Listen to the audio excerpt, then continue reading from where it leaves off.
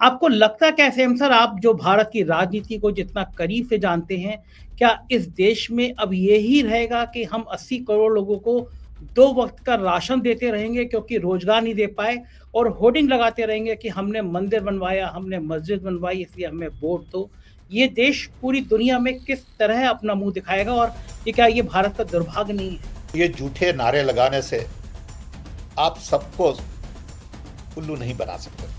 उस समय उन्होंने जब आपको इंट्रोड्यूस किया था, उसमें एक शब्द कहा था कि आप विश्वकर्मा जाति से आते हैं, तो मैंने उस समय लिखा था, मुझे याद नहीं किस अखबार में, मैंने एक आर्टिकल लिख के भेजा था, मैं छोटा था लेकिन you mean Rahul Gandhi, not हाँ, राजीव गांधी। हाँ, तो मुझे वो लगा कि जाति क्यों बताना, मतलब सैम पित्रोदा की जाति से बड़े कहीं सैम पित्रोदा हैं। तो जाति क्या कांग्रेस भी अब जाति का खेल नहीं खेल रही है? जब राहुल गांधी कहते हैं कि हमें पिछड़े लोगों को आगे लाना है, उसका मतलब यह है कि हमें उन्हें मदद करनी है, एजुकेशन में आगे लाना है, जॉब्स के लिए आगे लाना है, उनके धंधों को लोन देनी है, सो उनके एंटरप्रेन्योर्स को एनकरेज करना है। अभी क्या हो रहा है कि small group of people are controlling major financial decisions. आपको लगता है कि जो मंडल वाली राजनीति, मतलब जाति की राजनीति, कमंडल यानी धर्म की राजनीति पे भारी पड़ जाएगी? एम साहब, आप अगर पिछड़े और दलितों के आगे लाने की वकालत करते हैं, बात करते हैं और कांग्रेस सरकार बनाने की स्थिति में आती है या इंडिया गठबंधन में भी ये कहा जाएगा कि कांग्रेस अपना प्रधानमंत्री चुने, तो आपको क्या पसंद आएगा कि आपके दोस्त के बेटे राहुल गांधी जो एक ब्राह्मण परिवार से हैं या फिर एक दलित जो मल्लिकार्जुन खड़गे हैं वो प्रधानमंत्री बने? अगर सैम पित्रोदा को चुनना हो कांग्रेस में, कौन पीएम बनेगा, तो राहुल गांधी या फिर मल्लिकार्जुन खड़गे? Country definitely needs a younger prime minister. Change should be a way of life.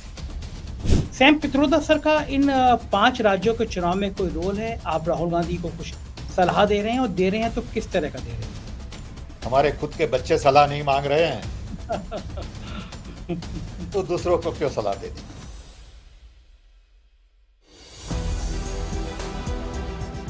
नमस्कार, मैं हूं संजय शर्मा, आप देख रहे हैं 4 PM news network. Madhya Pradesh में रहा कई दिन बहुत अलग अलग जगह पे और देखा मैंने मध्य प्रदेश का जो हाल है, गरीबी का हाल, भुखमरी का हाल, परेशान लोगों का हाल, बेहाल लोगों का हाल। गांव में भटक रहा था, गांव में लोग बता रहे थे कि किस तरह कितनी जीवन उनका मुश्किल में है। उज्ज्वला योजना के गैस सिलेंडर पड़े थे और लोग बता रहे थे कि दोबारा भरवाने की हालत ही नहीं हो पाई, इतने पैसे ही नहीं थे। सड़कें टूटी फूटी हैं, लोगों के पास दबा के खाने के पैसे नहीं है, रोजगार नहीं है, नौकरियां निकलती हैं, करप्शन में अटक जाती हैं। देश का सबसे बड़ा व्यापम घोटाले उसका क्या, वो कुछ पता नहीं। ये तमाम बातें चल रही थी। फिर बात कांग्रेस की हो रही थी और कांग्रेस 5 राज्यों में क्या करने जा रही है, ये सब बातें हो रही थी। कांग्रेस के थिंक टैंक हैं कुछ लोग जो राहुल गांधी की रणनीति बनाते हैं, जो एक लाइन तैयार करके देते हैं कि राहुल गांधी को किस तरह आगे और क्या करना चाहिए। ऐसी एक शख्स से आज मैं मुलाकात आपकी कराता हूं। अमेरिका में रहते हैं, राहुल गांधी के पिताजी राजीव गांधी के मित्र थे, देश के बड़े बड़े अवार्ड मिले और राजीव गांधी के अनुरोध पे वो अमेरिका की अपनी नागरिकता छोड़कर भारत आए और उसके बाद में उन्होंने संचार क्रांति में तमाम बातें क्रांति करी। प्रधानमंत्री के सलाहकार रहे सैम पित्रोदा साहब। आज उन्होंने राहुल गांधी को लेकर मुझसे बहुत बड़े खुलासे किए। मैंने उनसे पूछा कि आप वैज्ञानिक दृष्टिकोण के आप मुझे बता सकते हैं कि राहुल गांधी को ठंड नहीं लगी तो उन्होंने अपने शरीर के साथ क्या किया? विपासना करी, कुछ साधना करी, क्या किया? मैंने उनसे पूछा कि आप राहुल गांधी से क्या सीखते हैं और राहुल गांधी आपसे क्या सीखते हैं? तमाम ऐसी बहुत सारी व्यक्तिगत बातें और कांग्रेस के सिद्धांतों की बातें। सैम पित्रोदा का और राहुल का रिश्ता बहुत आत्मीय है। नेचुरली राहुल लोगों को बहुत प्यार करते हैं और सैम उन चंद लोगों में से हैं जो उनके पिता के दोस्त हैं और दिल से गांधी परिवार के साथ जुड़े हैं। मैं जानता हूं सैम पित्रोदा जी के और राहुल जी के रिश्तों के बारे में, तो आज मैंने सैम पित्रोदा जी से राहुल को लेकर बहुत गहराई से कुछ सवाल किए, कांग्रेस की नीतियों के बारे में सवाल किए। मैं चाहता हूँ कि पूरा इंटरव्यू सुनिएगा और अपनी राय से मुझे अवगत कराइएगा। चलते हैं सैम पित्रोदा साहब के पास। शुक्रिया सैम सर, आपकी इतनी व्यस्त ज़िंदगी में आप कुछ पल 4 पीएम के लिए निकाल देते हैं। मैं बड़ा आभारी हूँ, क्योंकि आपकी योग्यता और आप जितने विद्वान हैं, आपकी बातों से हम भी समझते हैं और हमारे दर्शक भी समझते हैं। सैम सर, मैं करीब 9-10 दिन में मध्य प्रदेश के दौरे पे था और मैंने ये दौरा इस बार ग्रामीण अंचलों में बहुत ज़्यादा जाके देखा। आपने देश में बहुत काम किया है, औद्योगिक क्रांति के आप जनक हैं और आप भी बहुत गाँव देहात घूमे हैं। आप भी बहुत छोटी-सी प परवेश को लेकर आप यहाँ तक पहुँचे हैं, गरीब घर में आप पैदा हुए, आपने गरीबी देखी है। मुझे बड़ी हैरानी हुई कि सैम सर कि चुनाव के मुद्दों में जो बातें होनी चाहिए, उज्ज्वला योजना के सिलेंडर रखे हुए हैं घरों में, भरवा नहीं पाए वो एक बार भी, क्योंकि उनके पास पैसे नहीं हैं। बच्चों का इलाज नहीं हो पा रहा है क्योंकि उनके पास पैसे नहीं हैं। बच्चे स्कूल जाना तो छोड़ दीजिए, गाँव के देहात के बच्चे, 2 वक़्त की रोटी नहीं है, सरकार के राशन पे वो लोग ज़िंदा हैं। और जब मैं मध्य प्रदेश की राजधानी भोपाल पहुँचता हूँ, तो देखता हूँ बड़ा-सा पोस्टर लगा है, होर्डिंग लगा है, उस पे लिखा है, राम मंदिर हमने बनवाया, आप सबकी कामनाओं के साथ, प्रधानमंत्री के साथ मुख्यमंत्री के फ़ोटो लगे हुए हैं। गाँव के देहात के बच्चे भूख, परेशानी, नौकरी, बेरोज़गारी कुछ नहीं है, लेकिन राजधानी में दिखाने के लिए होर्डिंग पे लगा हुआ है कि भगवान राम का मंदिर हमने बनवाया। आपको लगता कैसे है सर, आप जो भारत की राजनीति को जितना करीब से जानते हैं, क्या इस देश में अब यही रहेगा कि हम 80 करोड़ लोगों को 2 वक़्त का राशन देते रहेंगे क्योंकि रोज़गार नहीं दे पाए और होर्डिंग लगाते रहेंगे कि हमने मंदिर बनवाया, हमने मस्जिद बनवाई इसलिए हमें वोट दो। ये देश पूरी दुनिया में किस तरह अपना मुँह दिखाएगा और ये क्या ये भारत का दुर्भाग्य नहीं है? लोग समझते हैं कि ये ज़्यादा नहीं चलेगा। लोग समझते हैं कि रियल इश्यूज़ हैं नौकरी, महँगाई, इकोनॉमिक डेवलपमेंट, और ये झूठे नारे लगाने से आप सबको उल्लू नहीं बना सकते। बहुत चला। अब लोग शायद तंग आ गए हैं। कहते हैं कि सच्चाई बाहर आ रही है। मंदिर बनाने से हमारी भूख नहीं मिटेगी। आप देख रहे हैं कि हर जगह नौकरी एक बहुत बड़ा विषय बन गया है। महंगाई बहुत ही तंग कर रही है लोगों को। तो at the end of the day people will ask कि हमारा क्या हुआ 10 साल में। लोगों को झगड़ाया, बहुत सारा झूठ बोला। सब जगह झूठ ही बोलते हैं।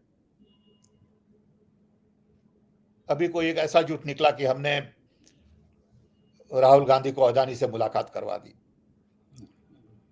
बिल्कुल झूठ बोलने में कोई शर्म नहीं है।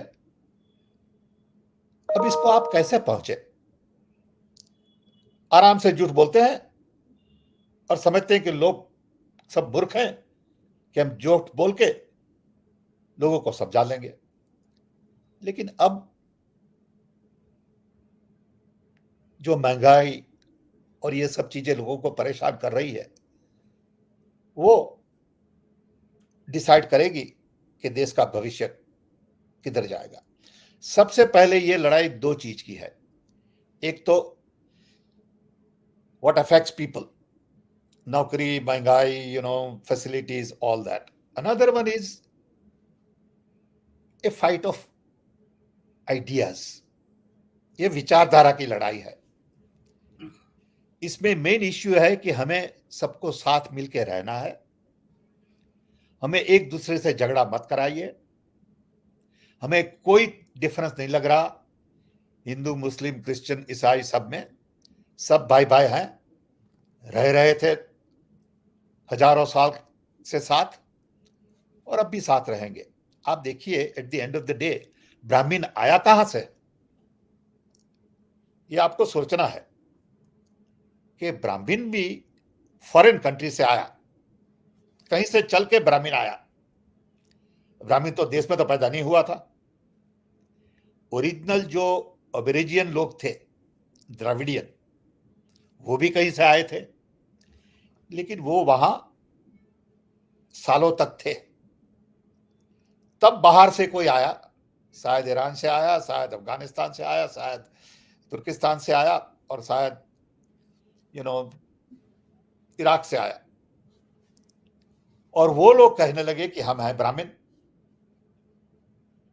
ये कमाल की बात है भाई, कि ब्राह्मण का देश बन गया एकदम।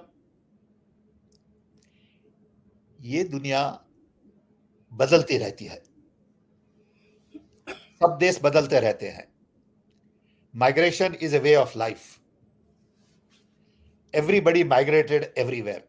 अमेरिका पूरा देश बना माइग्रेशन से। सो ये जो आइडिया है कि हिंदू राष्ट्र, हमारा देश, ये अब नहीं चलेगा। सबका देश है, सबका विकास करना है, और अंदर अंदर लड़ाई करने से किसी का भविष्य आगे नहीं बढ़ेगा। सैम सर, एक चीज पूछना चाहूंगा। मुझे अभी तक याद है कि मुझे बड़ा विरोध भी उस समय लगा था। राजीव गांधी जी ने, आपके मित्र थे राजीव गांधी जी, उस समय उन्होंने जब आपको इंट्रोड्यूस किया था, उसमें एक शब्द कहा था कि आप विश्वकर्मा जाति से आते हैं। तो मैंने उस समय लिखा था, मुझे याद नहीं किस अखबार में, मैंने एक आर्टिकल लिख के भेजा था, मैं छोटा था लेकिन। You mean Rahul Gandhi, not हाँ, राजीव। हाँ, तो मुझे वो लगा कि जाति क्यों बताना, मतलब सैम पित्रोदा की जाति से बड़े कहीं सैम पित्रोदा हैं। तो जाति, क्या कांग्रेस भी अब जाति का खेल नहीं खेल रही है? देखिए, हम एक दफा जैल सिंह के साथ उनके घर बातें कर रहे थे, जब राष्ट्रपति थे तब? जी, हम दोनों थे। तो उन्होंने बताया मुझे कि सैम, मैं भी बढ़ाई हूं। तो मैंने बताया कि साहब, जीसस क्राइस्ट भी बढ़ाई थे। तो ये तो एक गर्व की बात है, उसमें छुपाना कुछ नहीं है। जो है वो है। I am proud of being a son of Vishwakarma. That does not mean I am stuck here. I have to move on. देश में जो भी लोग ओबीसी, दलित, माइनॉरिटीज हैं, they should be proud of their heritage, but they have to look forward कि हमें इन सब लोगों को आगे ले जाना है। अभी क्या हो रहा है कि इनको ब्लॉक किया जा रहा है। राहुल गांधी ने अभी बताया था कि 4% of the university professors are from OBC। वो कैसे चलेगा? यही हमें बदलना है। इतने टैलेंटेड लोग ओबीसी में, माइनॉरिटी में, दलित में हैं, क्यों हम उनको मेन स्ट्रीम में नहीं ला सकते? Why can't they be the machine for production, productivity? We need to encourage them. We need to facilitate them. वो नहीं हो रहा है। सैम सर, ये कहा जा रहा है कि दो लड़ाइयां हैं। भारतीय जनता पार्टी चाहती है ये जो पिछड़े हैं, ये जो दलित हैं, ये हिंदू बन जाए। हिंदू हैं भी, लेकिन उनका दिमाग, दिल और दिमाग जाति से अलग हटके धर्म में उलझ जाए। जब वो हिंदू बन जाएंगे तो आसानी होगी उनको मंडल की राजनीति, कमंडल की राजनीति करने में। और कहा जा रहा है कि जो इंडिया गठबंधन है, खासतौर से राहुल गांधी, वो चाह रहे हैं कि मंडल की राजनीति की जाए, यानी पिछड़ों की और दलितों की बात उठाई जाए। तो मुद्दे तो दोनों गलत हैं कि धर्म की राजनीति करना और जाति की राजनीति करना। तो ये विकास तो पीछे छूटता है, चाहे धर्म की राजनीति करो चाहे फिर जाति की राजनीति करो। क्या ये दोनों में से कोई एक चीज ठीक हो सकती है और एक चीज गलत हो सकती है? नहीं, ये चीज को दूसरी तरह से देखना है। जब राहुल गांधी कहते हैं कि हमें पिछड़े लोगों को आगे लाना है, उसका मतलब यह है कि हमें उन्हें मदद करनी है। एजुकेशन में आगे लाना है, जॉब्स के लिए आगे लाना है, उनके धंधों को लोन देनी है, सो उनके एंटरप्रेन्योर्स को एनकरेज करना है। अभी क्या हो रहा है कि small group of people are controlling major financial decisions. सीधी बात देखिए कि एक बैंक को लोन देनी है 1000 करोड़ की, वो एक बड़े बिजनेस को दे देते हैं 1000 करोड़ की और 10,000 करोड़ की लोन। हमें देखना है कि ये 1000 करोड़ की लोन 1-1 करोड़ करके 1000 लोगों को दी जाए। ये विचारधारा में फर्क है। तो ये राजनीति हिंदू और ओबीसी की नहीं है। ये राजनीति है और विचारधारा है कि जिसमें ओबीसी दलित लोगों को जल्दी से आगे कैसे लिया जाए। उनका जीवन इतना बदला नहीं है। ये जो डेवलपमेंट हुई है वो डेवलपमेंट से फायदा बहुत कम लोगों को हुआ है, लेकिन उनको बहुत फायदा हुआ है। हमें देखना है कि बहुत लोगों को थोड़ा सा फायदा हुए। तो ये डिफरेंस है। आपको लगता है कि जो मंडल वाली राजनीति, मतलब जाति की राजनीति, कमंडल यानी धर्म की राजनीति पे भारी पड़ जाएगी? Time will tell.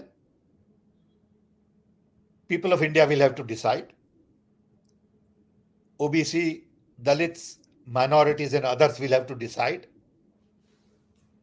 What would they prefer? Would they prefer to be Hindu first and work with Brahmins, or will they prefer to get jobs first, education first, and focus on development? Sam साहब, आप अगर पिछड़े और दलितों के आगे लाने की वकालत करते हैं, बात करते हैं, और कांग्रेस सरकार बनाने की स्थिति में आती है, या इंडिया गठबंधन में भी ये कहा जाएगा कि कांग्रेस अपना प्रधानमंत्री चुने, तो आपको क्या पसंद आएगा कि आपके दोस्त के बेटे राहुल गांधी, जो एक ब्राह्मण परिवार से है, या फिर एक दलित जो मल्लिकार्जुन खड़गे हैं, वो प्रधानमंत्री बने? अगर सैम पित्रोदा को चुनना हो कांग्रेस में, कौन पीएम बनेगा, तो राहुल गांधी या फिर मल्लिकार्जुन खड़गे? ये डिसीजन सैम पित्रोदा का नहीं है, ये डिसीजन इंडिया अलायंस का है। उन लोगों को डिसीजन लेना है।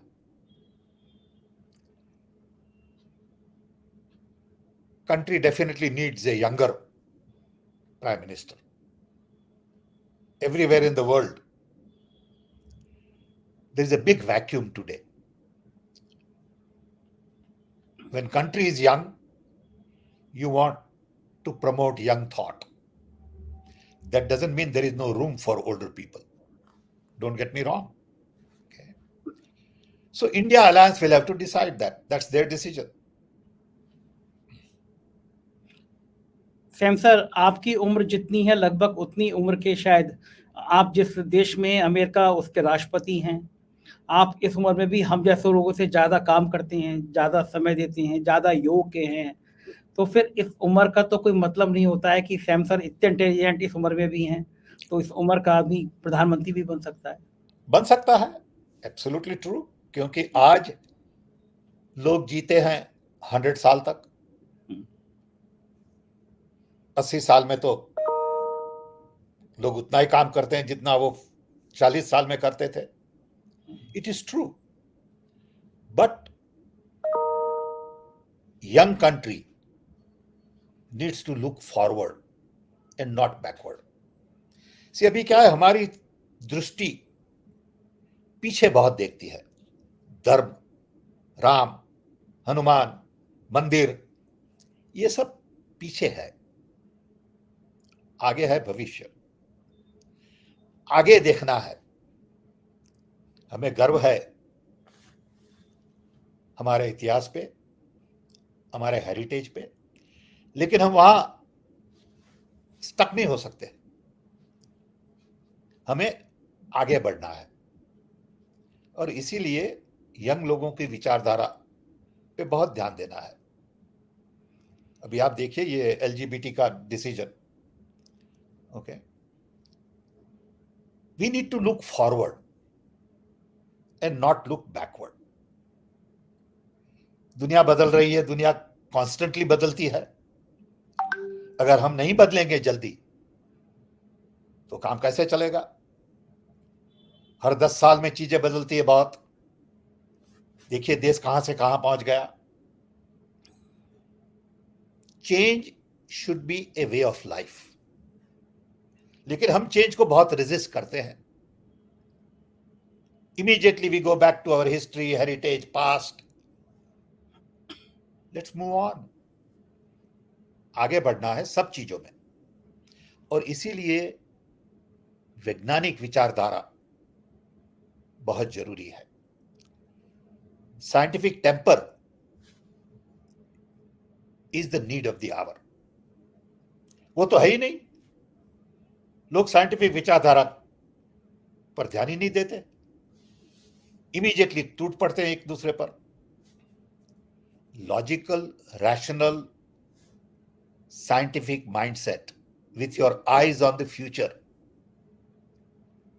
and prosperity for everybody, especially people at the bottom of the economic pyramid, should be our vichardhara. Sam sir, आप चूंकि वैज्ञानिक पृष्ठभूमि से आते हैं, कई विषय में आपने डॉक्टरेट की है, इतना पढ़ा है आपने. राहुल गांधी भी वैज्ञानिक सोच की बात करते हैं. मैं अभी मध्य प्रदेश में गया, वहां लोग बता रहे थे एक बाबा बागेश्वर हैं, उनके एक धाम लगता है, वो पर्ची लिखते हैं, पर्ची पे भविष्य बता देते हैं. ये अलग बात है, उनका अपना सगा भाई उसका भविष्य नहीं देख पाया, वो तमंचे के साथ पकड़ा गया, जेल गया, सब पिटाई, सब अलग विषय है. लेकिन मुझे बड़ी हैरानी हुई कि जो मध्य प्रदेश के संभावित मुख्यमंत्री हैं सरकार आने पे, कमलनाथ, वो भी उन बाबा बागेश्वर को बुला रहे हैं.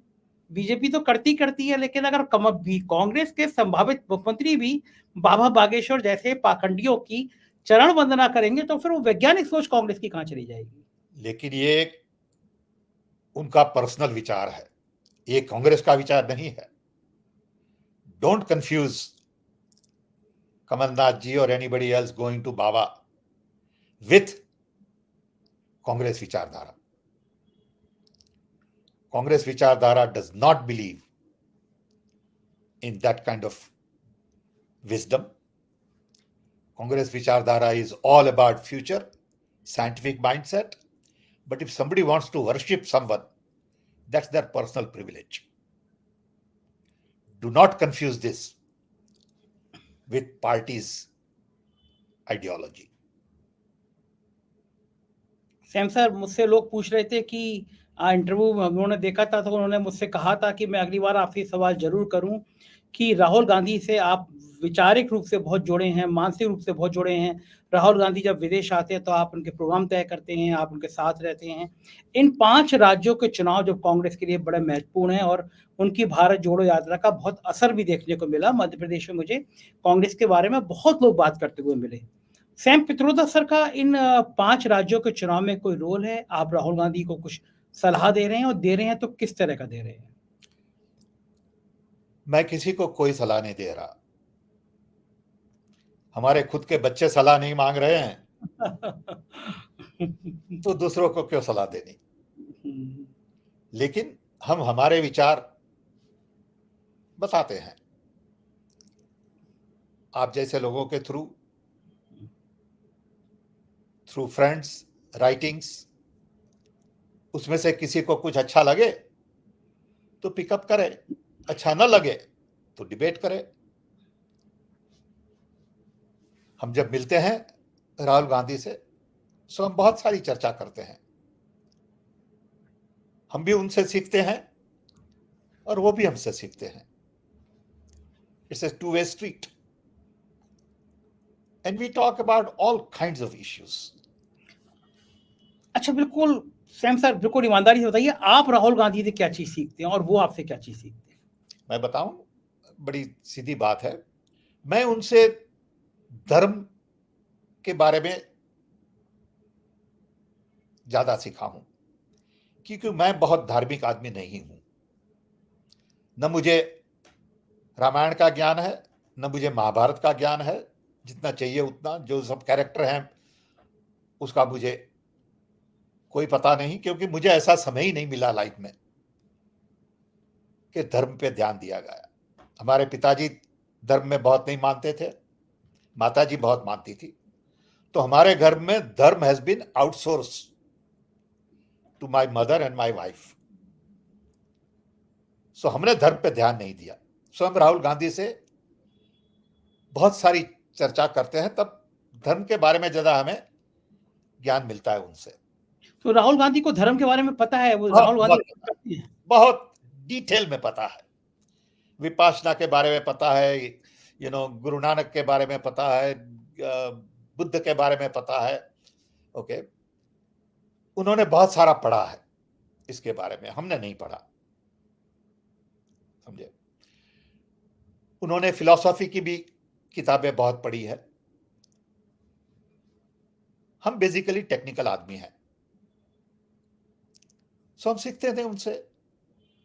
वो हमसे क्या सीखते हैं? वो हमसे बात करते हैं भविष्य के बारे में, टेक्नोलॉजी के बारे में, एआई के बारे में। गांधी जी के बारे में हमारी विचारधारा बड़ी क्लियर है हमारे दिमाग में। So it's an exchange of ideas and that's what we need at every level.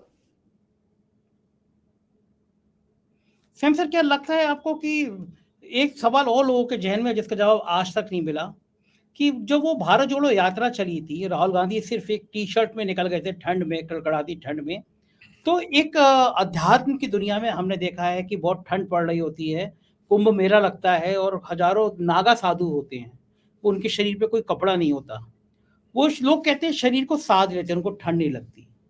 तो क्या आप बता सकते हैं, क्या राहुल गांधी ने जो आपने विपासना का एक शब्द किया, ऐसी कोई साधना की, कोई चीज ऐसी की जो उनको ठंड नहीं लगी? क्योंकि उत्तर प्रदेश के डिप्टी सीएम ने कहा था, ऑन कैमरा कहा था कि हम एक कमेटी बना रहे हैं जो ये देखेगी कि राहुल गांधी को ठंड क्यों नहीं लगती। मुझे नहीं पता वो कमेटी बनी या उसका रिजल्ट क्या आया, लेकिन लोगों के मन में था। तो आपको क्या लगता है, साइंटिफिकली आप वैज्ञानिक दृष्टिकोण के आदमी हैं, कोई आदमी नेचर के विरुद्ध जाके, हम नागा साधुओं की बात नहीं कर रहे, उनकी अलग दुनिया है, लेकिन कोई सामान्य व्यक्ति जो घर परिवार में मेरे और आपकी तरह रहता है, खाता पीता उठता है, उसने उसने शरीर को कैसे साधा होगा? वैज्ञानिक दृष्टिकोण से बताइए फिर आप ये बात। हमने ये प्रश्न पूछा था राहुल को, तो उन्होंने बड़ा अच्छा सत्य जवाब दिया मुझे। उन्होंने बताया कि सैम, एक दफा मैं ठंड में चल रहा था, तो 4-5 बच्चे मुझे मिले। उनके पास कपड़े नहीं थे, वो सिंपल बनियन में घूम रहे थे, आधे नंगे, प्रेम से खेल रहे थे। तो मुझे विचार आया कि ये बच्चे ठंड सहन कर सकते हैं, तो हम क्यों नहीं कर सकते। सो उनका विचार, उनकी सोच, उनको मन में रख के मैंने डिसाइड किया कि मैं भी ट्राई करूंगा। And it worked, he said. It was determination, it was mindset. Sometimes power over mind can do things you never thought you could do. कभी कुछ लगता है, खून बहता है, तो आपका विचार स्ट्रांग हो तो इतनी असर नहीं होती। मैं मेरे एक्सपीरियंस से कह रहा हूं कि जब भी हमारी बड़ी सर्जरी हुई, my mind was very strong and I recovered in 2 days or 3 days, and doctors used to say that this is very unusual. And they used to say it's your mind that works in a different way. I never said that it hurts, दुख हो रहा है, खून बह रहा है, never. जो है वो है, खड़े हो जाओ, चलना शुरू कर दो.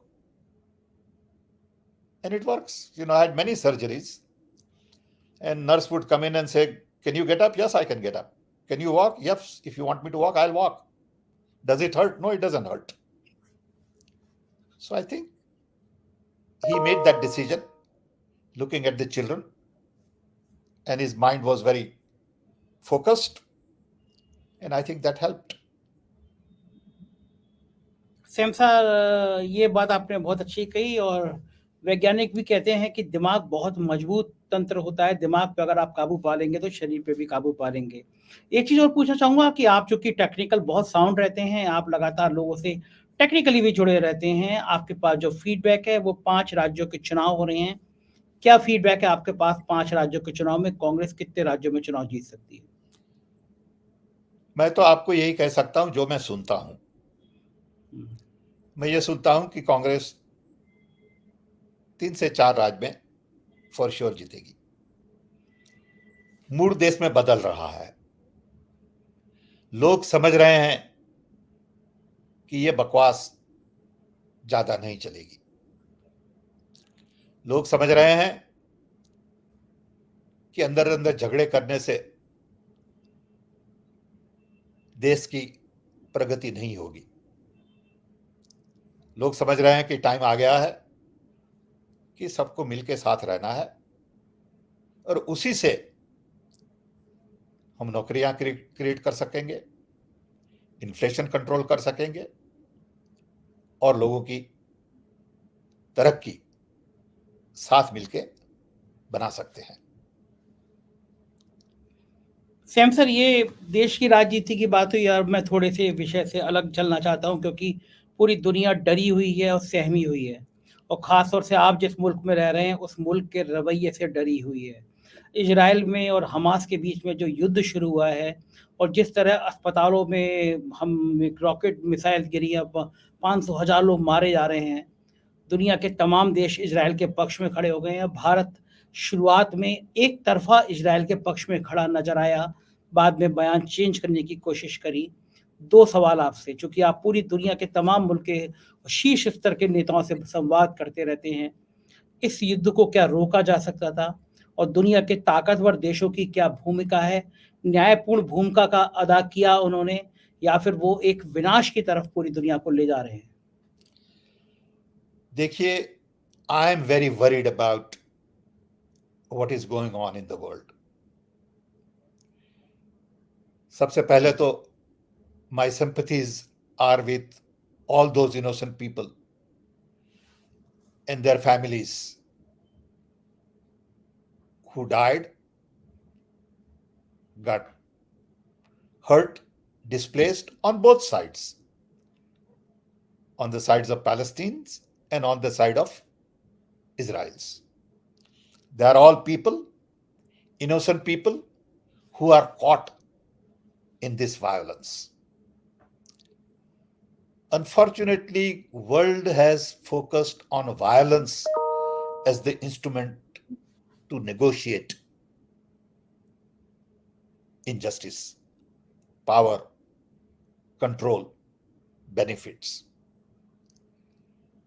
हमें बहुत चिंता होती है क्योंकि एक तरफ चल रहा है यूक्रेन वॉर, दूसरी तरफ अब शुरू हो गया middle east war, and if something happens on the China side to Taiwan, it will be a World War III.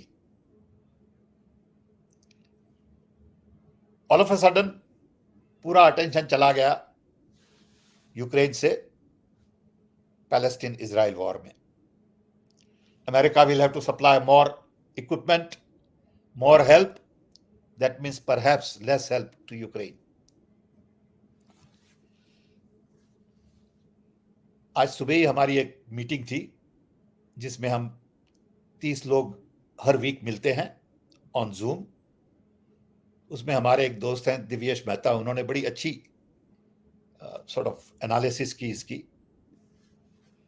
कि भाई ये वॉर से America is going to be over extended and the advantage would be for Russia and China. यही problem negotiation से settle हो सकता था। It is sad that attack was launch on Israel. Those who did that should be punished, but in the process, innocent people can't suffer the way they are suffering. I'm surprised that Israel could openly say that vacate the whole area and displace 1 million people because we have enemy in your neighborhood. I mean, how can you tell this to 1 million people that leave your home, go somewhere, we don't care where you go? It is not human. So my sympathies are always with poor, underprivileged, weaker. I'm for the underdog, always, because they need help. Unfortunately, जो हमने दुनिया create की है अभी, they only worship power and profit. People don't worship poverty. People don't pay attention to the needs of the people. Ukraine may be poor people are suffering. Gaza may be poor people are suffering. And everyone is focused on fighting to negotiate. ये मेरे समझ में नहीं आ रहा कि why don't they use non-violence as an instrument to negotiate on the table? United Nations has become irrelevant. उनको तो कोई पूछता ही नहीं है. कभी कभी जनरल सेक्रेटरी बोल देते हैं कुछ. They are not on the scene. America has taken a strong position with Israel. India has also taken a strong position with Israel. But look at the suffering of the people there. ये short term problem नहीं है, ये long term problem है. ये problem को देखना है इन historical perspective कि लास्ट 75 ईयर से वहां क्या हो रहा है. मैं तो गया हूं Palestine. Okay. I went to Palestine to look at their telecom infrastructure. Okay. On behalf of WorldTel UN. ये कौन से सन की बात है? कौन से सन की बात है? कब गए होंगे सर आप? 97, 98 की तरफ मैं तब वहां रहा. तनाव था इन दोनों देशों में तब भी इतना? बहुत तनाव था. मैं आपको बताऊं, जब मैं पर्सनल स्टोरी बताऊं आपको कि मैं जब गया वहां तो जब वापिस आ रहा था वहां से तो इजराइल इमिग्रेशन ने मुझे पूछा कि आप कहां गए थे. तो मैंने बताया कि मैं पैलेस्टाइन गया था. तो एकदम सब बदल गया. बिल्कुल 4-5 लोग आ गए, उनके हेड आ गए, बोले क्यों गए थे, क्यों नहीं. एक तो मैं नॉर्मल नहीं दिखता. I don't look like a normal person because of my hair and all, plus I am dark. So they started questioning me कि क्यों गए थे, क्या करते हैं आप. तो मैंने बताया कि मैं तो एक बैंक का चेयरमैन हूं. तो उनको तो मानने ही नहीं आया. हमारे आगे जो पर्सन था, he used to work for me, white man. They let him go, but they sort of harassed me for 45 minutes. And I said to them, I said, देखा आपने जो वो आदमी को जाने दिया ना, वो आदमी प्लेन नहीं पकड़ सकता because I am delayed. ये माइंडसेट है, समझे. बोले आप क्यों गए थे उनका टेलीकॉम देखने. मैंने बोला बिकॉज उनका telecom require some attention. Okay. So ये एक सिंपल एग्जांपल है, लेकिन ये एग्जांपल से आपको समझ में आएगा कि वहां की एटीट्यूड कैसी है, समझे. राधर सिंह के ठीक है आप गए थे उनका टेलीकॉम सुधारने, अच्छी बात है. लेकिन जब आप जाएं पैलेस्टाइन में तब आपको लगता है कि it is a prison. It is not a free zone. You can feel it. Okay. अब ये सब चीजें समझने की जरूरत है. जो हमास ने किया cannot be justified. We agree. लेकिन at the same time we cannot justify what has been happening to people of Palestine for last 75 years. It is just not acceptable. इसकी तो कोई बात ही नहीं कर रहा अभी. तो ये बड़ा कॉम्प्लेक्स सिचुएशन है। अब देखिए मिडिल ईस्ट के countries are now coming together with a proper response. I don't know what they will do, but this problem has been going on for a long time. Okay, you have squeezed large number of people in a small little place which is almost like a slum. So there will be reaction of some तो kind. Same sir एक आप America में रह रहे हैं, America के प्रभावशाली लोगों में से हैं। अमेरिका की भूमिका को पूरी दुनिया क्रिटिसाइज कर रहा है कि आप अमेरिका को अपने हथियार, लोग कह रहे हैं कि अमेरिका को अपने हथियार बेचने हैं, इसलिए वो इजराइल के पक्ष में जा रहा है कि आप हथियारों का इस्तेमाल करिए, और जो मुल्क हथियार बेच के पैसा कमाने की दौड़ में हो, वो मुल्क शांति की बात फिर क्यों करेगा? अमेरिका में क्या इसका विरोध हो रहा है? अमेरिका के लोग इसका और विरोध कर समय रहे कहाँ हैं? विरोध हो रहा है? बिल्कुल विरोध हो रहा है। आप देखिए, सी हमें देश और देश के लोग में जो फर्क है वो सोचना है। State is one thing and the people of the country are another things. Everywhere I am finding that people are losing confidence and trust in their governments. Everywhere. People have a different view than the government. People don't want fights. Nobody wants violence. But state promotes certain level of violence. People of America don't want war in Ukraine. They didn't want war in Vietnam. I was there at that time. I was drafted to go to Vietnam. I was supposed to go to Vietnam. Okay. At that time, all of us resisted Vietnam War. देखिए क्या हुआ Vietnam में, देखिए क्या हुआ Iraq war में। ये बड़े बड़े लोग भी झूठ बोलते हैं ना। ठीक बात है। बुश के टाइम में बोल दिया कि भाई there is weapon of mass destruction in Iraq, तो लगा दिया। देखिए लिबिया में क्या हुआ। ये वायलेंस पे जो ध्यान देते हैं ना, उससे गरीबों को बहुत नुकसान होता है। ठीक बात है, मासूम होते हैं लोग, वही मारे जाते हैं। बिल्कुल, बच्चे, छोटे छोटे बच्चे बेचारे, आप देखिए टेलीविजन में छोटे छोटे बच्चे, उनका क्या कसूर है?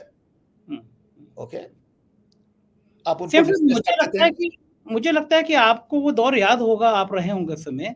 अटल बिहारी वाजपेयी जी ने फिलिस्तीन के पक्ष में बड़ा खुल के बोला था, और फिर हमारी मौजूदा सरकार, भारत की सरकार ने खुल के इजराइल का पक्ष लिया। क्या ये भारत सरकार की जो पॉलिसी थी, पहले अटैक में एकदम इजराइल के पक्ष में खड़े हो जाना, इजराइल के समर्थन में बात करना, जो अमेरिका कर रहा है, वो भारत के हित में था या अहित में था? वो तो भारत सरकार को सोचना है। As a citizen, as an independent thinker, I would always take side of the underprivileged, people who have been taken advantage of. I would look at the history of last 75 years. That does not mean I would justify violence. But the answer to violence cannot be through violence. ठीक बात है।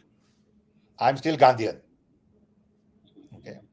I will not answer violence with violence, because in that process, innocent people get hurt, affected. अब 1 million लोग आप देखिए कि car में बैठ के अपना बैग में सामान लेकर जा रहे हैं, बेचारे कहाँ जाएंगे, क्या खाएंगे, कहाँ सोएंगे?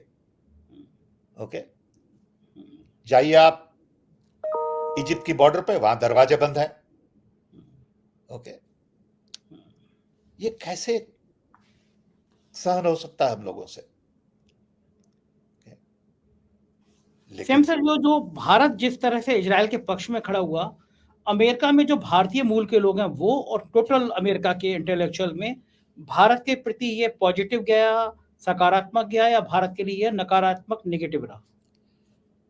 मैंने आपको पहले भी बताया है, यहाँ पे 2 टाइप के भारतीय हैं। एक ब्लाइंड फेथ में, मंदिर वाले, टेंपल वाले, जो बीजेपी के साथ हैं, they believe BJP can do no wrong, fine, that there privilege. दूसरा क्लास है that is more concern about ideology, विचारधारा, they think more about future.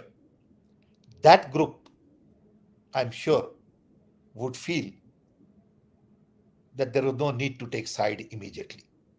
Okay? There is no need to jump the gun. Let it settle down, understand larger issues, don't have knee-jerk reaction, and don't support violence against violence. ठीक बात है। और जो America के मूल के लोग हैं, जो अमेरिकन हैं, वो इंडिया के रुख को पसंद कर रहे हैं या नहीं कर रहे हैं, और अमेरिका में रह रहे लोग अमेरिका के रुख को, अपने ही देश के रुख को पसंद कर रहे हैं, नहीं कर रहे हैं। अमेरिका में रहने वाले Americans don't pay much attention to India. Let's not have any wrong idea. They don't care. It is not part of their equation.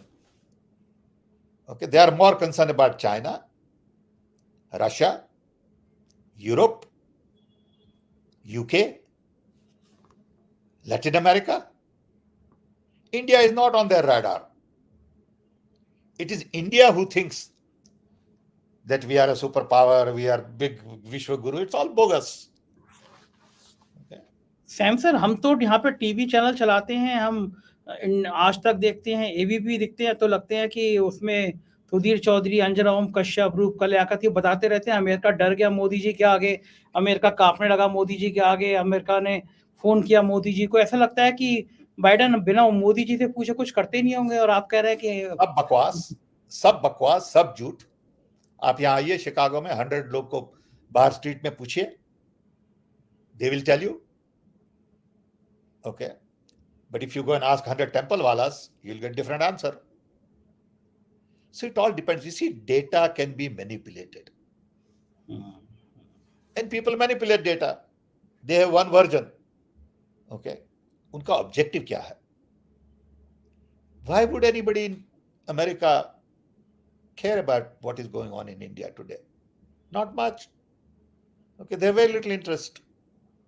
Okay, unless there are people like us who are born and raised in India, who have connections in India, friends in India. That's a different group. But average Mexican American, average African American, average white American has no idea of what is going on in India, has no interest in it at all. It is not part of their equation. China is. Russia is. Europe is because they have relatives in Europe. Latin America is because it is next door. Mexico is next door. So it is wrong to project all these false messages. लेकिन Sam sir, ये तो एक परेशानी बड़ी बात ये है कि हम लगातार अपने पड़ोसियों से संबंध बिगाड़ते जा रहे हैं। श्रीलंका पाकिस्तान से पहले ही खराब थे, श्रीलंका, बांग्लादेश के अलावा अब जब बाहर जाएंगे, कनाडा से पिछले दिनों कितने तल्ख हो गए हमारे रिश्ते। तो दुनिया के सारे मुल्क अगर हम इस तरह उपेक्षित करेंगे, हम पीछे छोड़ जाएंगे, तो भारत की ताकत तो दुनिया में कम होती चली जाएगी, हमारे रिश्ते सुधर नहीं रहे हैं लोगों से। और एक चीज और पूछना चाहूंगा सैम सर, आप खुद भी एक टेक्नोक्रेट रहे हैं, क्या आप मानते हैं विदेश मंत्री किसी पॉलिटिशियन को होना चाहिए या ब्यूरोक्रेट को होना चाहिए? क्योंकि जिस हिसाब से विदेश नीति फ्लॉप हुई है इंडिया की, जिस तरह से छोटे छोटे मुल्कों ने हमें आंख दिखाई है, हमारे रिश्ते खराब हुए हैं, तो लोग कहने लगे हैं कि IAS अफसर को, रिटायर्ड IAS अफसर को आप विदेश मंत्री बनाएंगे तो उसका नतीजा यही होगा। तो दुनिया में जो हमारी स्थिति बन रही है उसके पीछे कारण क्या है, खराब होती है स्थिति के पीछे कारण क्या है? देखिए, विदेश विचारधारा has to do with your basic philosophy, your own idea of what India stands for. सबसे पहले तो you have to make friends with your neighbors. You cannot antagonize your neighbors and hope to achieve anything in the long run. We have been fighting with Pakistan for 75 years. We always blame them for everything. We are a big nation, and we must act like a big nation and take some hit. In the family, if you are a big brother, of course people will hit you once in a while. But that's where your bigness comes in. Okay, you can't settle score all the time and still be big. A big brother says, I'm going to settle score with everybody all the time. You're no longer big.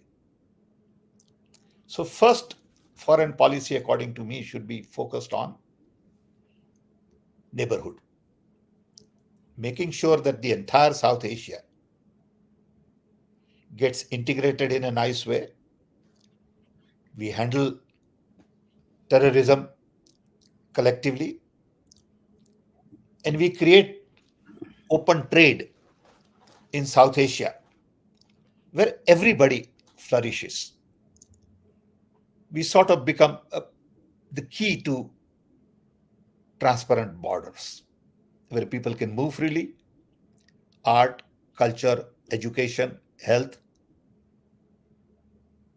would become a focus. Then you can move on to Middle East, because that's our big next neighbor where we have large number of people.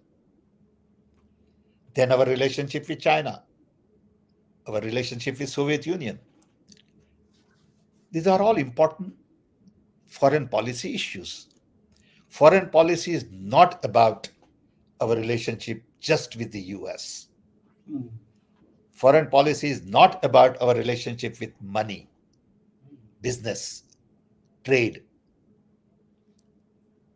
Our relationship with Africa is a big challenge. Okay. So it depends. And I think your earlier question about, professional versus sort of politician, depends. It depends. Okay. I think it basically depends on the overall philosophy. See, our founding fathers had a very clear idea of non-aligned movement, and it's not out of fashion. A lot of people, I saw an article in Wall Street Journal by somebody saying India is old-fashioned. No. It is not fashionable to fight. Okay. It is always right to focus on non-violence, to negotiate your differences. We are not barbaric people.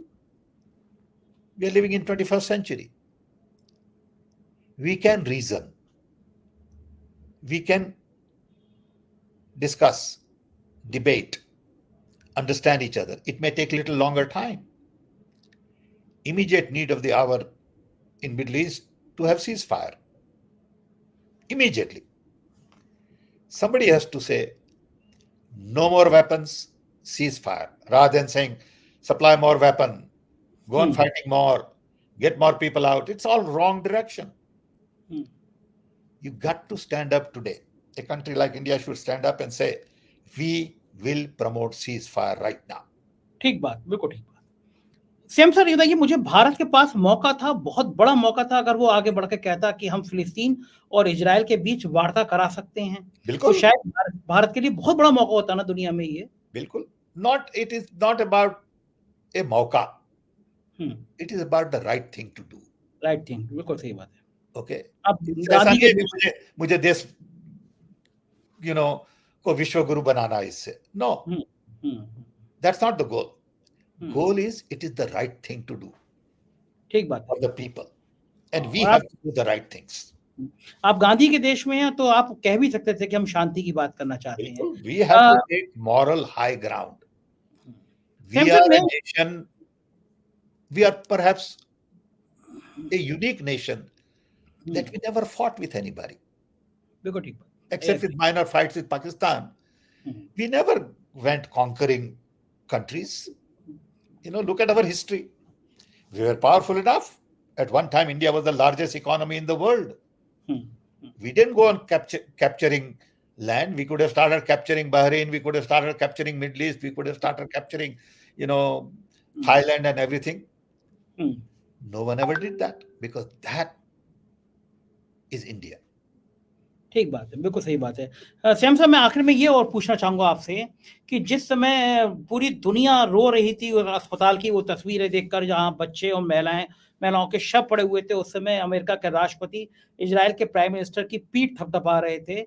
उस घटना का क्या विरोध में लोग सड़कों पे भी आए हैं, प्रदर्शन भी हुए अमेरिका में, क्योंकि अमेरिका एक डेमोक्रेटिक कंट्री है। बहुत प्रदर्शन हुआ है, सब जगह हुआ है, शिकागो में हुआ है, वॉशिंगटन में हुआ है, आप देखिए। In every major cities, people have come together in favor of sort of basically saying we need ceasefire, stop this madness. तो ये बात अमेरिका के राष्ट्रपति को समझ में क्यों नहीं आ रही कि उनके देश में इतना विरोध हो रहा है तो वो क्यों सीजफायर की बात ना करके इजराइल के प्राइम मिनिस्टर की पीठ क्यों थपथपा रहे हैं? We can ask the same question about Ukraine. We could have asked the same question about Vietnam, about Syria, about Iraq. Okay. ये हमारी दृष्टि से वर्ल्ड वॉर 2 का जो माइंडसेट है वो अभी बदला नहीं है। 75 साल के बाद लोग वही सोचते हैं कि वर्ल्ड वॉर 2 में जो हुआ वैसा फिर होगा, so we should fight war with war. In this day and age, we have to change our thinking and say we will not fight war with war. We will fight war with non-violence, conversations, negotiations, respect for each other, concern for the poor people, innocent people who are being killed. ये तो कोई rocket science तो है नहीं। बिल्कुल ठीक बात है। सैम साहब, आखिरी सवाल मेरा आपसे कि क्या अमेरिका को इसकी कीमत चुकानी पड़ेगी जो इजराइल के साथ खड़ा हुआ है, या आने वाले समय में यह अमेरिका के लिए खराब डिसीजन साबित होगा, विरोध होगा? दुनिया को इसकी कीमत चुकानी पड़ेगी, not just America, because innocent people will be killed. More and more people will be displaced. Whether they go east or they go west, they will be displaced. And the cost of that is very high. Okay. And like I said, if this conflict gives an idea to China to create another little mischief in Taiwan, you got 3 big conflicts. Conflict in Ukraine, in Middle East, and in Asia Pacific. You got a serious problem now. Okay? And I hope people think about these things. And who are the winners and who are the losers in this conflict? And what is the price that world will pay for these 3 conflicts together? See, all of a sudden, because of Israel-Palestine war, Ukraine is on the back burner. Canada, Khalistan issue is on the back burner. Nobody's talking about it. Taiwan issue is on the back burner. Okay. North Korea is on the back burner. But you got to think about all of these issues. And the only solution is non-violence. Violence is not the solution. बिल्कुल ठीक बात है Sam sir, और गांधी के देश के लोग तो ये बात हमेशा से कहते रहे हैं कि अहिंसा परमो धर्मा, अहिंसा से बड़ा कोई धर्म नहीं है। शुक्रिया सैम सर, आपने हमें इतना समय दिया, इतनी बातचीत के लिए बहुत बहुत धन्यवाद। Thank you sir. तो ये थे सैम पित्रोदा साहब, और आपने सुना कि किस तरह बता रहे थे कि राहुल गांधी और गांधी के साथ साथ कांग्रेस की आइडियोलॉजी क्या है। निश्चित रूप से मैंने उनसे ये पूछा भी कि जाति क्यों इतना मुखर होना चाहिए, तो उन्होंने जाति की व्याख्या की और कहा कि देश को एक ऊर्जावान प्रधानमंत्री मिलना चाहिए, नौजवान प्रधानमंत्री मिलना चाहिए। मुझे बहुत उम्मीद है कि आप मुझे ये ज़रूर बताएँगे कि आपको कैसा लगा ये इंटरव्यू। आपकी राय की मुझे इंतज़ार रहेगा। शुक्रिया, थैंक यू।